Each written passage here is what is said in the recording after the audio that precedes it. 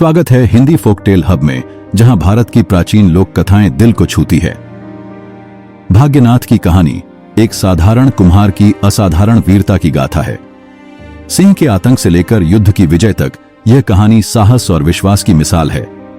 आइए इस जादुई सफर में हमारे साथ जुड़ें और सब्सक्राइब करें। प्राचीन काल की बात है। भारतवर्ष के सूर्य नगरी राज्य की एक छोटी सी बस्ती गंगापुर में भाग्यनाथ नाम का एक गरीब कुम्हार रहता था।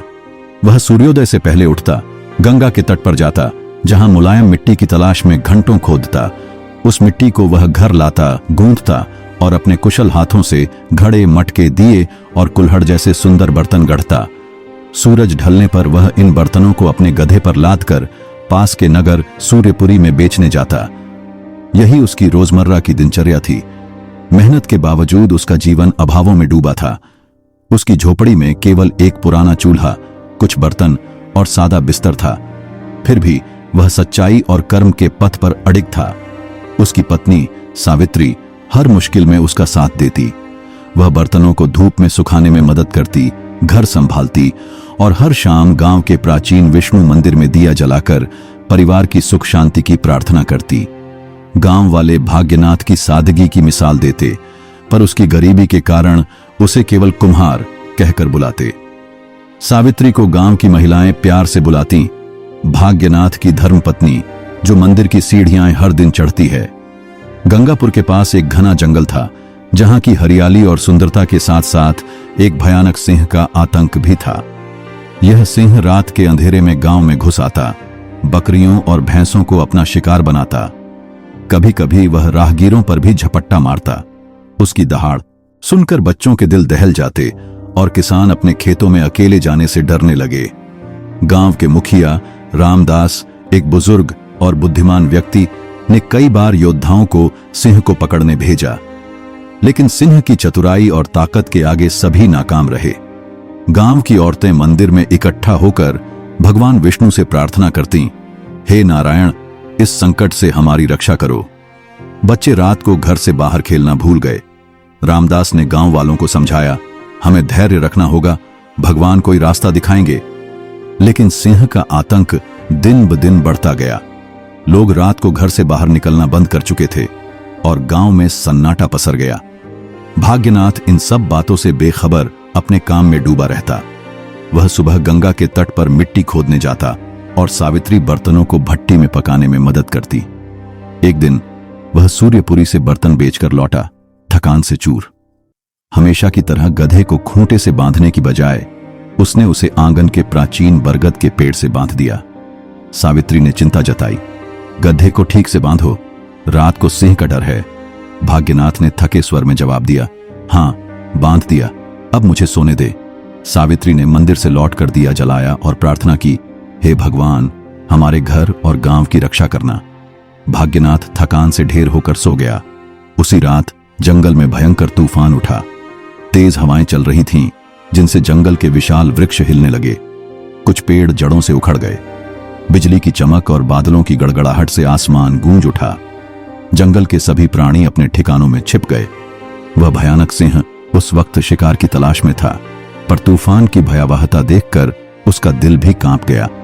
उसने शिकार का विचार छोड़ दिया और सुरक्षित ठिकाना ढूंढने लगा। भागते भागते उसे गंगापुर के पास एक पुरानी खंडहर झोपड़ी दिखी।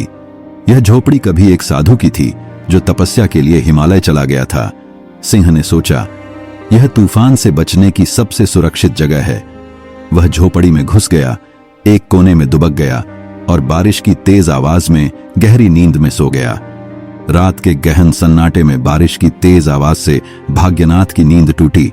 उसे अचानक याद आया कि उसका गधा आंगन में बंधा है, बारिश में भीग रहा होगा। वह बिस्तर से उठा और मशाल जलाकर आंगन में गया, लेकिन वहां गधा गायब था। केवल उसकी रस्सी जमीन पर पड़ी थी। भाग्यनाथ का दिल बैठ गया।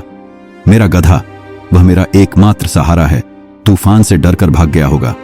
सावित्री ने उसे रोकने की कोशिश की, रात को जंगल मत जाओ, सिंह का खतरा है, सुबह देख लेना।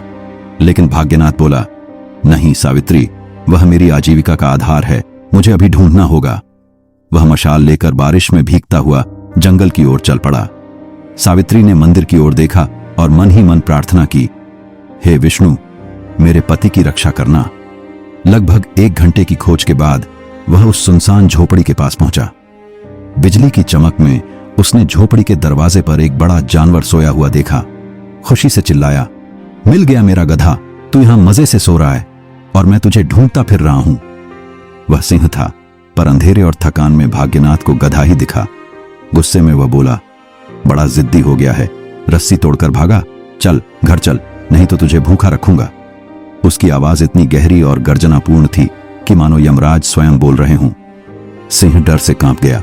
उसने सोचा, यह आदमी कितना निडर है, अगर मैं हिला तो यह मुझे मार डालेगा।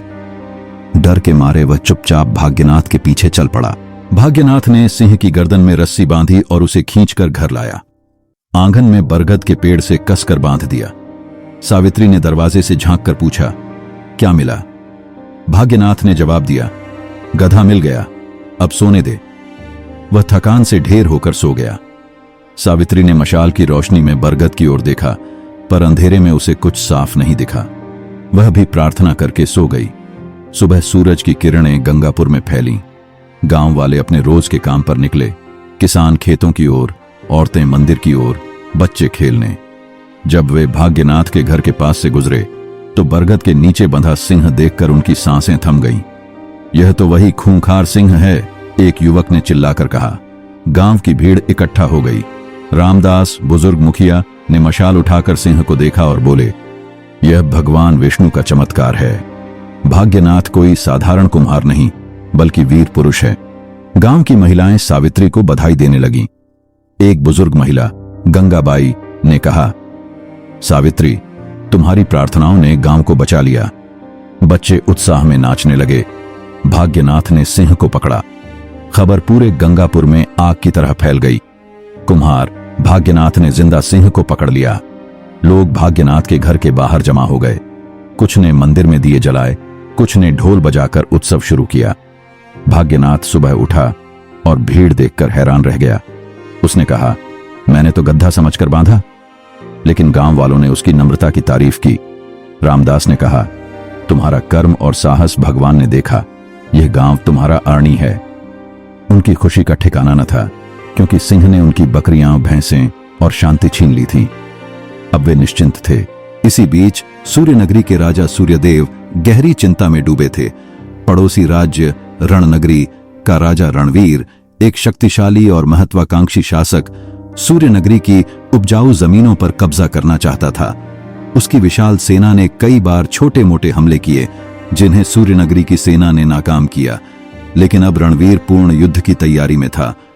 उसकी सेना में हजारों घुड़सवार, धनुर्धर और तलवारबाज थे। सूर्यदेव जानते थे कि उनकी सेना बहादुर है, पर संख्या में रणनगरी से कम। उन्हें एक ऐसे सेनापति की जरूरत थी जो न केवल वीर हो, बल्कि गांव वालों का विश्वास भी जीत सके। सूर्यदेव ने अपने मंत्रियों और सेनापतियों को दरबार में बुलाया। घंटों मंथन के बाद मंत्री विजयसेन, जो गंगापुर का मूल निवासी था, खड़े हुए। उन्होंने कहा, महाराज, हमें दूर तलाशने की जरूरत नहीं। हमारे गंगापुर में एक साहसी पुरुष है, भाग्यनाथ। उसने अकेले अपने दम पर एक भयानक सिंह को जिंदा पकड़ लिया। ऐसा वीर पुरुष हमारी सेना का नेतृत्व कर सकता है और रणवीर को परास्त कर सकता है। दरबार में सन्नाटा छा गया। कुछ सेनापतियों ने हंसी दबाई। एक कुम्हार सेनापति बनेगा? लेकिन सूर्यदेव ने विजयसेन की बात पर भरोसा किया। उन्होंने तुरंत दूत भेजा। दूत ने भाग्यनाथ को खबर दी। वह हैरान रह गया। मैं तो कुम्हार हूं, न तलवार चलाना जानता हूं, न घुड़सवारी। सेनापति कैसे बनूं? सावित्री ने हौसला बढ़ाया। यह भगवान विष्णु की इच्छा है। तुमने सिंह को बिना डरे पकड़ा। यह भी कर्म का हिस्सा है। डरो मत, प्रभु तुम्हारे साथ हैं। उसने मंदिर में दिया जलाया और प्रार्थना की, हे नारायण, मेरे पति को शक्ति देना। भाग्यनाथ अनमने मन से राजमहल पहुंचा। सूर्यदेव ने उसका भव्य स्वागत किया। रेशमी वस्त्र और फूलों की माला पहनाकर उसका सम्मान किया। राजा ने कहा, भाग्यनाथ, तुमने गंगापुर को सिंह के आतंक से मुक्त किया। अब तुम्हें रणनगरी के खिलाफ हमारी सेना का नेतृत्व करना है। कल सुबह दुश्मन हमला करेगा। सूर्यदेव ने भाग्यनाथ और सावित्री के लिए एक भव्य महल बनवाया, जिसमें एक विशाल अस्तबल था। वहां एक तेज काला घोड़ा तैयार खड़ा था। जिसके माथे पर चंदन का तिलक लगा था। लेकिन भाग्यनाथ रात भर सो न सका। उसने कभी घुड़सवारी नहीं की थी। वह सोचने लगा, अगर मैं घोड़े से गिर गया तो लोग मुझ पर हंसेंगे। सुबह सावित्री से बोला, मेरे पांव रकाब से बांध दो, कहीं गिर न जाऊं। सावित्री ने मजबूत रस्सी से उसके पांव बांधे और कहा, डरो मत, भगवान तुम्हारी रक्षा करेंगे। उसने घोड़े के माथे पर तिलक लगाया और प्रार्थना की, हे विष्णु, मेरे पति को विजयी बनाना। घोड़ा अचानक उछला और बिजली की गति से दौड़ पड़ा। भाग्यनाथ बोरी की तरह लटका, घोड़े की गर्दन कसकर पकड़कर प्रार्थना करता रहा, हे नारायण, मेरी लाज रखो। घोड़े ने गंगापुर की गलियां पार की, लकड़ी के दरवाजे तोड़े और खुले खेतों की ओर दौड़ा। नदियां, उबड़ खाबड़ रास्ते और जंगल पार करता हुआ वह रणनगरी की सीमा पर पहुंचा। एक बड़े पीपल के पेड़ के पास भाग्यनाथ ने एक मोटी शाखा पकड़ी, ये सोचकर कि शायद घोड़ा रुक जाए। लेकिन शाखा टूटकर उसके हाथ में आ गई। रणनगरी का एक सैनिक यह दृश्य देख रहा था। उसने देखा, एक घुड़सवार तेजी से आ रहा है, पेड़ों की शाखाएं तोड़ता हुआ। उसकी पीठ पर सूर्य नगरी की सेना थी। सैनिक ने चिल्लाया, भागो, ये वही सेनापति है जिसने जिंदा सिंह को पकड़ा, वह हमें भी कुचल देगा। डर की लहर फैल गई। रणनगरी के सैनिकों ने अपनी तलवारें फेंकी और घोड़ों पर सवार होकर भाग खड़े हुए। रणवीर अपने शिविर में युद्ध की रणनीति बना रहा था। उसने अपनी सेना को दहशत में भागते देखा। एक सैनिक ने कहा, महाराज, उनका सेनापति राक्षस जैसा है, वह पेड़ों को तोड़ता आ रहा है। रणवीर का चेहरा पीला पड़ गया। उसने सोचा, ऐसा वीर पुरुष मेरी सेना को नष्ट कर देगा। उसने जल्दी से शांति का पत्र लिखा, जिसमें सूर्य नगरी से मित्रता की याचना थी, और उसे शिविर में छोड़कर अपने घोड़े पर सवार होकर भाग गया। वह इतना भयभीत था कि पीछे मुड़कर भी नहीं देखा। भाग्यनाथ का घोड़ा शिविर के पास रुका। वह कांपते हाथों से उतरा और पत्र जेब में रख लिया। पैदल ही गंगापुर की ओर चल पड़ा। रास्ते में लोग उसे देखकर सम्मान से झुके। गांव वाले चिल्लाए, हमारा नायक, उसने दुश्मन को भगा दिया। भाग्यनाथ को अपनी टूटी हड्डियों की चिंता थी। घर पहुंचकर उसने सावित्री से कहा, यह पत्र राजा को दे दो, मैं कभी घोड़ा नहीं चढ़ूंगा। दुश्मन भाग गया, पर मेरा बदन चूर चूर हो गया। सावित्री ने पत्र लिया और मंदिर में दिया जलाकर प्रार्थना की, हे भगवान, तुमने मेरे पति की लाज रखी। सावित्री राजमहल पहुंची। सूर्यदेव ने पूछा, तुम्हारा पति कहां है? सावित्री ने सिर झुकाकर कहा, महाराज, वह थक कर घर पर आराम कर रहे हैं। यदि आप आज्ञा दें तो मैं उन्हें बुलाऊं। सूर्यदेव मुस्कुराए, नहीं, उसे आराम करने दो, सुबह बुलाना। सूर्यदेव ने पत्र पढ़ा और प्रसन्न हुए। उन्होंने गंगापुर में उत्सव का ऐलान किया। गंगापुर की गलियां रंग बिरंगी झंडियों और फूलों से सज गईं। मंदिर में ढोल नगाड़ों की आवाज गूंजी। रामदास ने कहा, भाग्यनाथ ने न केवल सिंह को पकड़ा, बल्कि रणनगरी को भी हराया। यह भगवान का आशीर्वाद है। गांव की महिलाएं सावित्री के साथ नाचने लगीं। बच्चे गीत गाने लगे, भाग्यनाथ हमारा नायक। सूर्यपुरी में भी उत्सव मना। लोग बोले, हमारा सेनापति सादा है, पैदल चलता है। सुबह भाग्यनाथ राजमहल पहुंचा। सूर्यदेव ने उसे अपने पास बिठाया और कहा, तुमने सूर्य नगरी की शान बढ़ाई। उन्होंने उसे सोना, जमीन और एक नया घर दिया। सावित्री को रेशमी साड़ियां और गहने भेंट की। गंगापुर में शांति छा गई। रणवीर ने फिर कभी हमला न किया। भाग्यनाथ की कहानी गांव गांव गूंजी। लोग कहते, सच्चा कर्म और भगवान की कृपा साधारण को भी नायक बना सकती है।